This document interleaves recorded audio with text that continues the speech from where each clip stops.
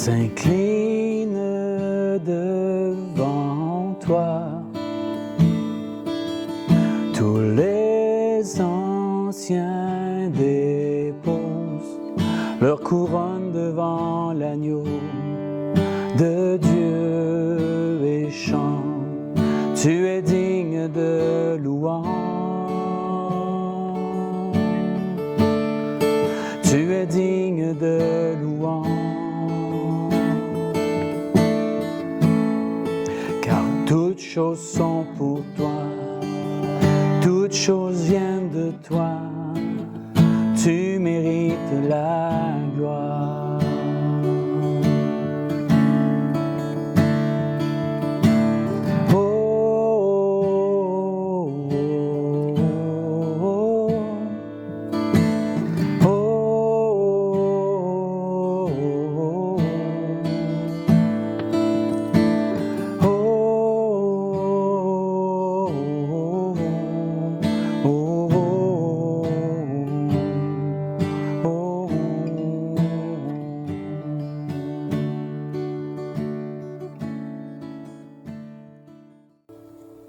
C'est très beau, merci. Merci, Daniel. On se laisse porter par ce beau chant. Chant d'adoration. Oui, absolument. Et merci de nous avoir partagé ça. Ça nous dispose à vivre cette rencontre les prochaines minutes. Alors, bonjour tout le monde. Ça fait plaisir de vous accueillir. Je devrais dire merci à Daniel de nous accueillir chez lui. Nous sommes au Centre chrétien d'Amos, dont Daniel est le pasteur. Je me présente, François Trudel. Je suis diacre permanent ici à Amos, spécialement dans le paroisse Sainte-Thérèse, mais pour le diocèse. Et puis, on est réunis ici dans la ligne de la semaine de la prière pour l'unité des chrétiens. On s'était rencontrés il y a une couple de semaines ensemble, l'équipe, et puis on a eu des beaux partages. On passe une couple d'heures, là, c'est vraiment enrichissant de part et d'autre. Et puis, je vais vous laisser vous présenter quand même. Nous sommes accompagnés de Sœur Blandine. Oui, moi, bonjour. Mon nom est Blandine Allen. Je travaille avec François, puis Enrique dans l'équipe missionnaire du diocèse d'Amos. Puis merci, Daniel, de nous accueillir. C'est un plaisir, vraiment un plaisir. Mais moi, c'est Daniel Auger. Je suis pasteur ici au Centre chrétien d'Amos depuis novembre 2019. Je fréquente l'Église ici depuis 1992, puis au fil du temps, là, ben, c'est ça, j'ai pris la relève de mon pasteur, qui était pasteur Gérard Rouillard, qui est le père de mon épouse, mon beau-père, qui était ici, qui a œuvré ici pendant 35 ans comme pasteur, qui a quitté tout ce qu'il faisait pour se donner à l'œuvre, puis j'ai pris sa relève, c'est ça, lui, il arrivait à 70 ans, puis... ça faisait déjà plusieurs années qu'il me demandait pour... il me laissait quand même libre, mais ça a été long. Tu sais, et en 2019, ben, j'ai fait le saut. Là. Il a passé le flambeau. Il a passé le flambeau. Ouais, oui, c'est ça. C'est très bien. J'aimerais ça, Daniel, que tu nous partages un peu ton parcours.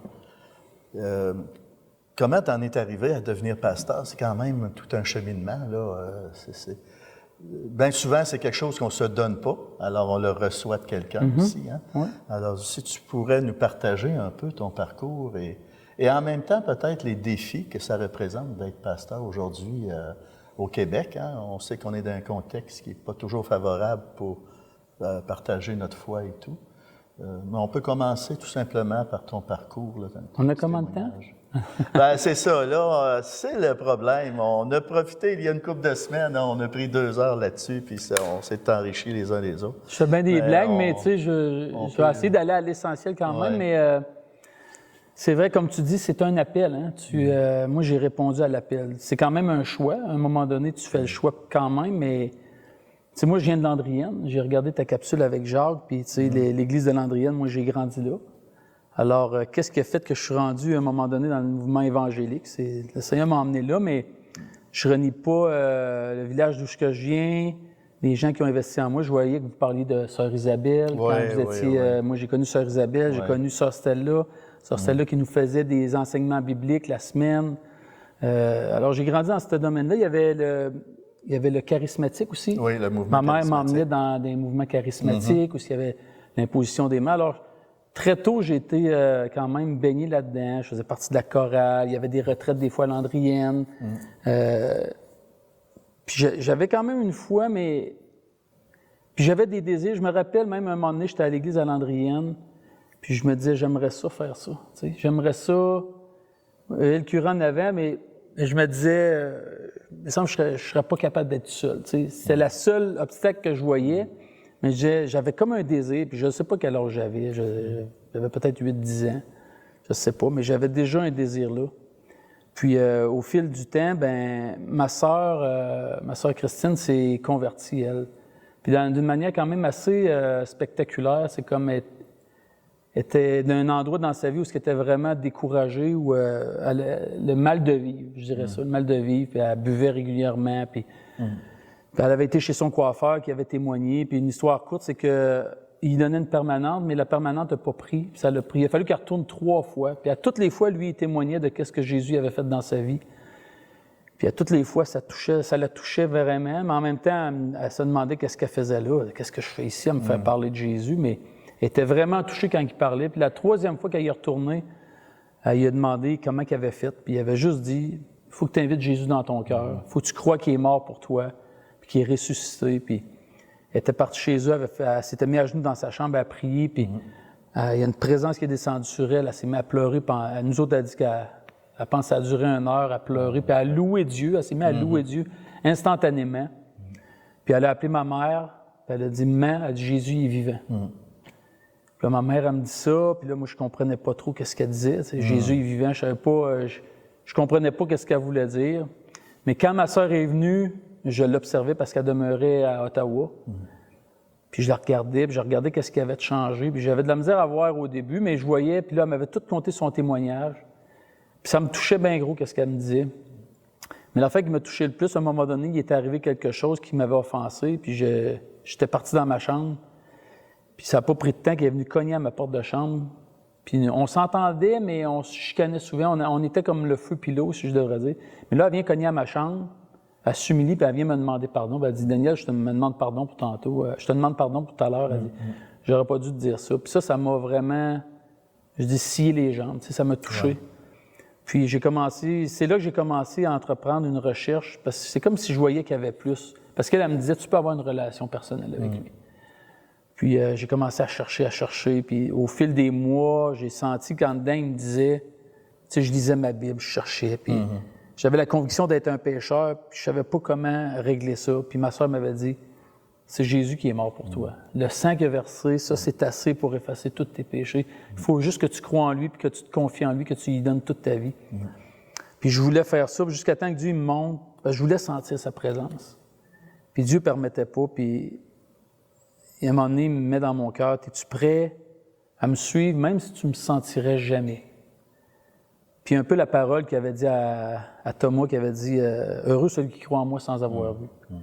Fait que j'ai pris cette parole-là pour moi, puis j'ai dit oui. J'ai pris une décision, puis j'ai fait ça dans ma chambre, j'ai dit, je suis prêt à te suivre, même si je te sentirais jamais. Puis j'ai commencé comme ça, puis tu racontes ton témoignage de même, à ce moment-là, j'ai pas rien senti. Puis pendant même des semaines, tu vas qu'à tes occupations, mais il y a des moments où il y a des visitations, il y a des temps où tu as des choix à faire, puis Dieu m'a conduit là-dedans. J'ai eu des choix déchirants à faire même dans mon cheminement. Je me rappelle m'être vu à un moment donné une croisée de chemin. Ouais. Puis j'avais un choix à faire. Puis il y avait une conviction forte sur moi. Puis j'ai décidé vraiment de suivre le Seigneur de tout mon cœur, de toute ma pensée. Puis j'ai commencé à venir ici. Puis je me rappelle, je voulais venir, mais j'étais super nerveux. Puis j'avais dit à Dieu, si tu veux, fais que quelqu'un vienne avec moi. Puis c'est l'inconnu, hein, en réalité. Comment? Ça peut-tu que ça soit l'inconnu d'un milieu qu'on ne fréquente pas nécessairement? Sûrement, puis la conviction aussi. Tu sais, là, quand que Dieu il frappe à ta porte, là. C'est vraiment toi? Je croyais tout ce que ma sœur me disait, puis pourtant, je luttais avec Dieu. Je luttais d'y donner ma vie. Puis je sentais qu'il frappait, puis je sentais qu'il m'appelait ici. Fait que, dans le fond, j'étais en train d'y obéir, puis c'est comme si je luttais avec moi en même temps. Puis je me rappelle, je suis rentré ici les mains moites. Puis le gars qui est venu avec moi, c'est la dernière personne sur Terre que j'aurais pensé qui serait venu avec moi. Il s'est offert lui-même? j'essayais par toutes sortes de moyens détournés de lui demander ça. Puis à un moment donné, il dit, je sais c'est quoi tu veux me demander. Il dit oui. Il dit, viens me chercher dimanche, je vais venir avec toi. Ouais. Puis ça, c'était vraiment un miracle. Là, parce c'est un signe. Oui, Quelque part, on peut le voir comme un signe. Moi, en tout cas, pour moi, oui, ça a été ça. Fait que je me suis joint ici, puis je me rappelle, j'étais tellement touché par les chants, puis la louange. Je me rappelle de rien des prédications, mais... mais tu sais, quand il était là, ce que Dieu il veut, il m'avait touché. Puis j'ai jamais été le même après, j'ai jamais arrêté de venir à l'église ici. Puis dans le temps, j'étais tout seul, j'avais demandé à Dieu, j'étais pour me marier, puis j'étais à Québec, puis j'avais prié ça un soir, puis j'avais rencontré quelqu'un le dimanche à l'église qui me regarde, puis il dit, j'ai une histoire courte encore, mais il dit, j'ai rêvé à toi de me passer. J'ai rêvé que j'assistais à ton mariage à Amos. Fait que, toutes sortes au travers de tout mon cheminement, Dieu me mettait vraiment, tu sais, je pense qu'il répondait à un besoin pour moi. Moi, j'avais beaucoup de questionnements, puis des fois, j'avais besoin d'être rassuré. Il y en a des fois qui vont se plonger, puis ils n'ont pas besoin de rien. Moi, j'avais besoin que Dieu me rassure. J'avais besoin que je puisse fermer des tiroirs dans ma tête pour pouvoir avancer avec lui. Fait que tranquillement, j'ai avancé ici à l'église. Je me suis joint ici, peut-être en 2002. Je suis arrivé en 92. En 2002, j'ai marié Geneviève ici, il nous connaît, hein? Il te connaît. Il nous connaît. Ah oui. Il nous voit. Alors, il nous prend comme on est, puis de la façon qu'on a besoin d'être pris, d'être saisi par lui. Absolument. Puis c'est rassurant aussi de voir ça comme ça, parce que je ne sais pas où je serais pour de vrai s'il ne serait pas dans ma vie. J'étais quelqu'un, je ne sais même pas comment me décrire, mais j'étais insécure, j'avais peur de l'avenir. Je me voyais même pas me marier ou avoir des enfants parce que j'avais peur de l'avenir. Puis je trouve que je n'étais pas mature. Aujourd'hui, quand je regarde, je n'étais pas mature. Puis je trouve que Dieu, en grandissant, au travers les frères, les sœurs, le monde, tout ce qu'on fait, c'est sûr qu'on grandit, mais j'apprends à avoir confiance en moi au travers de lui. Tu sais. Je suis plus fin qu'un autre, mais des fois, tu peux l'entendre dire « t'es capable », tu sais, un peu comme avec Gédéon, tu sais, comment il l'appelle, il l'appelait héros, un héros de la foi, comme vaillant héros, tu sais. Des fois, tu peux l'entendre te dire ça. Le héros à ULT, là. Oui. Non, héros, un vrai héros. Un vrai héros? Oui, un vrai héros. Il avait dit ça à voyons comment j'ai dit son nom. Héros dans le vrai sens. Gédéon, il dit « va vaillant héros », tu sais. Vaillant guerrier, puis là, je sais pas à moi tu parles certain, je suis le plus petit de la tribu d'Israël, Fait que des fois on se sent comme ça, puis pourtant tu l'entends te parler comme ça, mais il faut que tu crois qu'est-ce qu'il dit de toi. Fait que j'ai cheminé ici, puis ça a tout le temps resté là, le désir de... Puis mon beau-père, il me contait ça après, mais lui, son frère œuvrait avec lui ici. Puis quand il est parti en mission, puis après ça, il est parti pasteur à La Sarre, il dit, j'étais devant Dieu, puis je me plaignais. Il dit, là, je suis tout seul, puis blablabla. Puis il dit, là, à un moment donné, le Saint-Esprit a parlé, puis il dit, regarde à côté de toi. Puis c'était moi qui étais à côté de lui, puis il dit, j'ai quelqu'un à côté de toi pour t'aider, tu sais. Puis là, il m'a dit ça plus tard, tu sais. Puis moi, le Seigneur m'avait montré, soit un aide pour lui, soit en arrière de lui, soit un bras droit. S'il a besoin, aide-le, tu sais. Puis c'est ça que j'ai essayé de faire pendant toutes ces années-là, d'être un support pour lui, puis d'être en arrière de lui. Puis... Comme un Josué avec Moïse. Oui, on pourrait dire ça. Ouais. Puis être fidèle, tu sais, puis faire ce qu'il a besoin, tu sais. Pas faire mes affaires, mais faire ce qu'il a besoin de lui, puis vraiment me donner comme serviteur, tu sais. Puis c'est ça que j'ai fait. Puis Gérard, c'était un pasteur incroyable qui...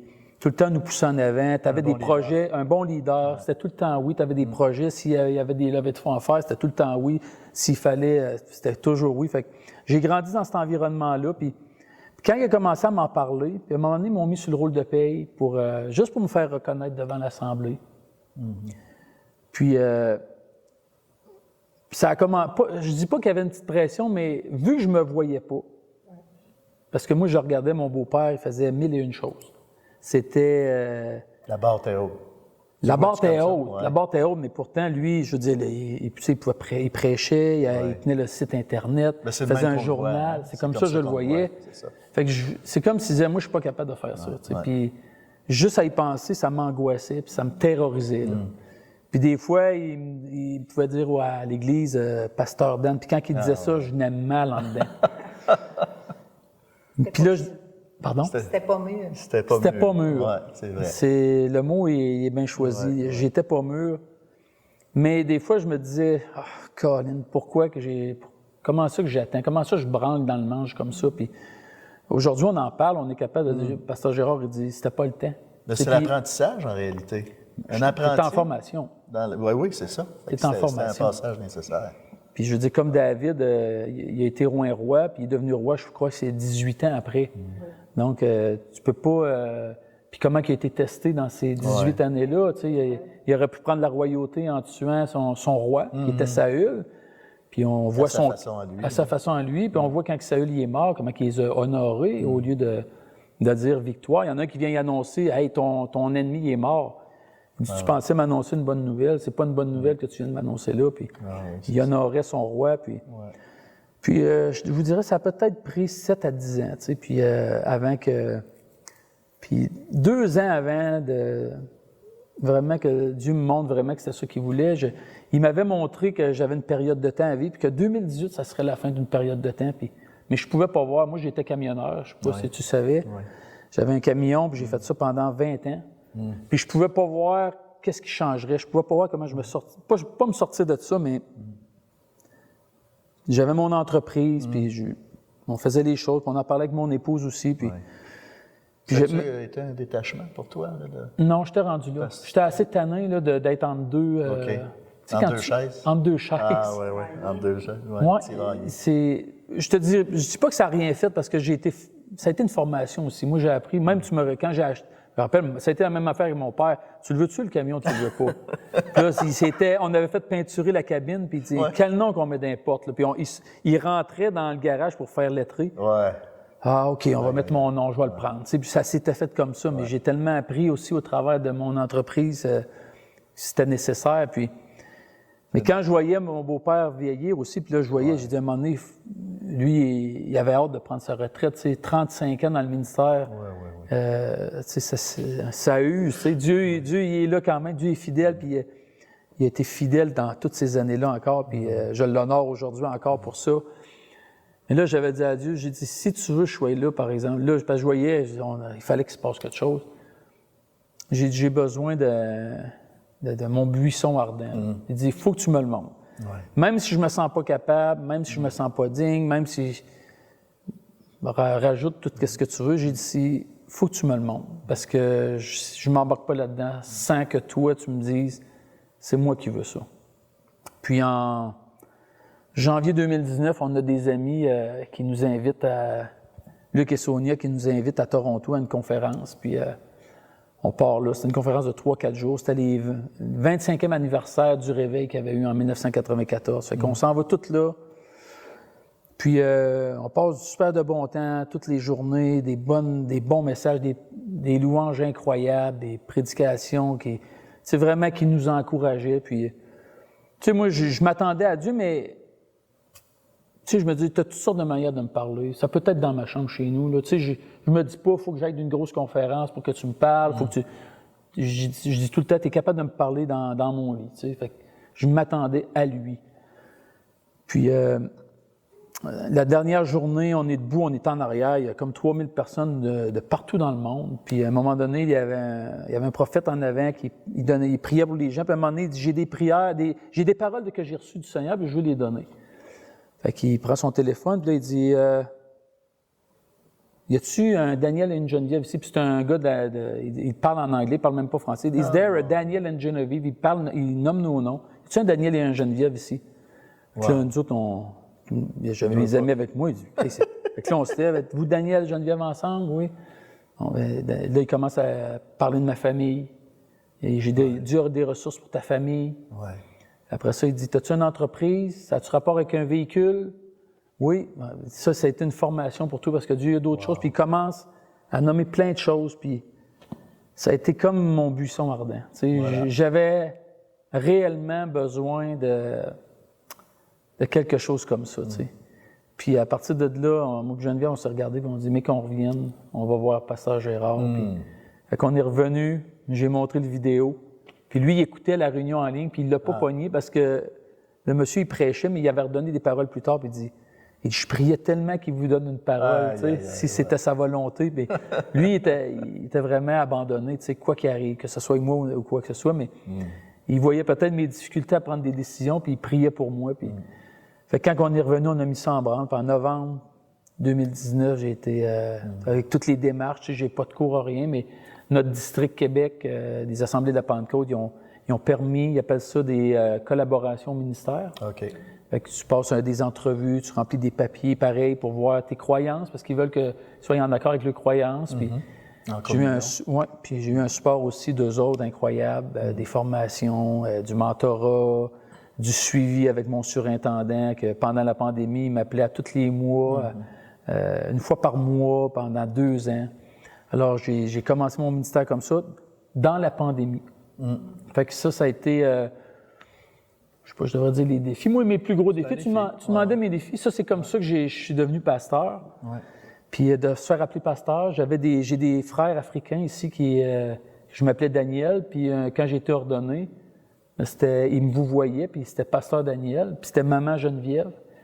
Ça a été toute une adaptation. Ouais. Moi, c'était appelle-moi Daniel. Oui, c'est ça. Non. Puis, fait que de se faire appeler pasteur, ça, je n'étais pas habitué. J'aimais pas ça. Parce qu'on était moi, je vois mon expérience de diacre, le fait de me retrouver avec une aube, avec l'étole diaconale de service, et puis me faire appeler diacre François par les pasteurs, les prêtres et tout. C'est une adaptation parce qu'on n'a pas été habitué à ça, c'est nouveau. Oui. Moi, j'ai été ordonné pendant la pandémie aussi, là, en 2020. Alors, c'est toute une adaptation. Alors, il faudrait quand même terminer un peu sur on parlait de défis, hein? Tu es un jeune pasteur. Les défis qui se présentent à ton église, là, où tu les vois comment? C'est dans une église dans le contexte actuel au Québec, est-ce que c'est très difficile de renouveler l'Assemblée? C'est sûr, ça aussi, c'est un défi. On le voit, on se renouvelle. La ferveur des membres et tout ça, là, On essaie de faire des ralliements des fois, où on a des invités, une fois par année, on a un camp familial à Silver Birch, où toutes les églises de la région, que ce soit Sainte-Terre, Val-d'Or, Rouen, La Sarre, Val-d'Or, tout le Témiscamingue, même une église, Lorrainville. C'est quel endroit, ça? Kirkland Lake. Ah, c'est à Kirkland Lake, OK. Fait qu'une fois par année, on sera une semaine de temps. Il y a des chalets, le monde fait que ça en est un endroit de ressourcement. On en fait ici, on a des temps de prière, on a des temps à l'hôtel en avant où on prie pour les gens. En nombre, on se renouvelle. Des fois, il y a des nouveaux aussi, mais on se renouvelle aussi avec nos enfants. Pas les enfants grandissent. On a des déménagements, mais je dis les gens vivent leur relation avec le Seigneur. C'est ça la force. Au quotidien. C'est que chaque personne. Puis on a une responsable à l'école du dimanche pour les enfants. On a une personne qui est responsable pour la louange. On a une personne pour le ministère des hommes, une femme pour le ministère de la femme. On essaye de tenir on a quelqu'un qui s'occupe de la jeunesse. Que c'est comme ça. C'est vraiment en équipe, parce que tu peux pas faire ça tout seul. Fait que moi, au début, c'était ça. J'étais habitué à faire tout seul, déléguer, laisser aller les gens, donner des responsabilités. Ils n'ont pas besoin d'être parfaits. Jésus appelait les disciples, puis fait qu'on n'a pas besoin d'être parfait, mais il faut que ton cœur soit quand même bien disposé. Tu peux faire des erreurs, tu peux... il n'appelle pas des gens qui sont capables, il rend capables ceux qui disent oui. C'est ça, exactement. Quelque part, des fois, faire de la confrontation. Des fois, des choses qui ne marchent pas. Ça a été des gros défis pour moi. Moi, je suis un homme de paix. Fait que dans mon camion, j'étais tout seul. J'avais personne à confronter. Fait que là, des fois, il faut que tu parles des affaires. Ça a été des gros défis. Une nouvelle réalité. Puis répondre aux besoins aussi emmener les gens quelque part où ils vont grandir dans leur foi. Puis partager leur foi, mais être fort surtout. Puis savoir que moi, on avait notre premier thème de l'année, ça avait été connaître notre identité un peu, qui qu'on est en Dieu. On est des fils, des filles. Dieu il a donné son Fils, c'est pas pour qu'on reste esclave ou non, c'est pour qu'on... Quand que Jésus est parti, il a dit « Je me retourne vers mon Père qui est votre Père, vers mon Dieu qui est votre Dieu ». Ça fait qu'il nous emmenait à un autre niveau de relation avec Dieu où tu ne viens pas prier mon Père, tu vas prier ton Père. Ouais. Fait que quand tu rentres dans ta chambre, que tu es tout seul, ben, tu es là avec ton Père. Fait que chaque personne a sa relation avec Dieu. Chaque personne peut... Pareil comme le Christ qui La même chose. se trouvait en intimité avec son Père. Il disait, je prie que l'amour que tu as eu pour moi soit en eux. Fait que c'est tout ça, c'est de gérer, d'emmener l'Église à quelque part. Fait que tu disais, Dieu nous rend capables. Tu as tellement raison. Moi, je pensais pas que j'étais capable. Absolument, ouais. Puis c'est comme si lui, il sait notre capacité, puis il nous emmène dans des endroits inconfortables. Il connaît notre potentiel. Je te dirais, oui. Puis même si c'était inconfortable, j'ai grandi, même si des fois c'était dans la pression, mais c'est la pression qui nous transforme aussi. Oui, des ça fois. nous renforce. Hein? Mais on est bien entouré. Écoute, on a une bonne assemblée, un bon noyau. C'est vraiment une bénédiction de servir Dieu. C'est un privilège puis une bénédiction pour moi de servir C'est un Dieu. honneur et un devoir aussi. Ouais. Bien, merci, Daniel. C'est un C'est plaisir. vraiment fameux, puis c'est édifiant. On se laisse là-dessus, et puis on rend gloire à Dieu pour toutes les merveilles que le bon Dieu accomplit dans nos paroisses, dans nos villes, dans toutes les églises. Et merci de nous avoir accueillis. Puis Merci à toi, On se François. reprend un autre tantôt. Merci, ma J'ai sœur. trouvé ça C'était très super. riche. À la prochaine, tout le monde. Puis faites circuler le témoignage avec vos amis et tout ça pour faire connaître comment que l'Esprit Saint souffle dans les églises et à travers le monde, là, dans les cœurs de chacun surtout. Et à la prochaine, tout le monde. Dieu soit béni. Bye. Tous les anges et les saints s'inclinent devant toi. Tous les anciens déposent leur couronne devant l'agneau de Dieu et chantent. Tu es digne de louange. Tu es digne de louange. Car toutes choses sont pour toi. Toutes choses viennent de toi. Tu mérites la gloire. Tu es digne de louange. Tu es digne de louange. Car toutes choses sont pour toi. Toutes choses viennent de toi. Tu mérites la gloire.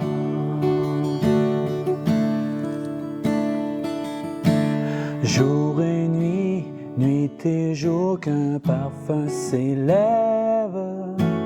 Jour et nuit, nuit et jour, qu'un parfum s'élève. Jour et nuit, nuit et jour, qu'un parfum s'élève. Nuit et jour, qu'un parfum s'élève. Jour et nuit, nuit et jour, qu'un parfum s'élève. Jour et nuit, nuit et jour, qu'un parfum s'élève. Jour et nuit, nuit et jour, qu'un parfum s'élève. Jour et nuit, nuit et jour, qu'un parfum s'élève. Tu es digne de louange. Tu es digne de louange. Car toutes choses sont pour toi. Toutes choses viennent de toi. Tu mérites la gloire. Tu es digne de louange. Tu es digne de louange. Car toutes choses sont pour toi. Toutes choses viennent de toi. Tu mérites la gloire. Car toutes choses sont pour toi. Toutes choses viennent de toi. Tu mérites la gloire.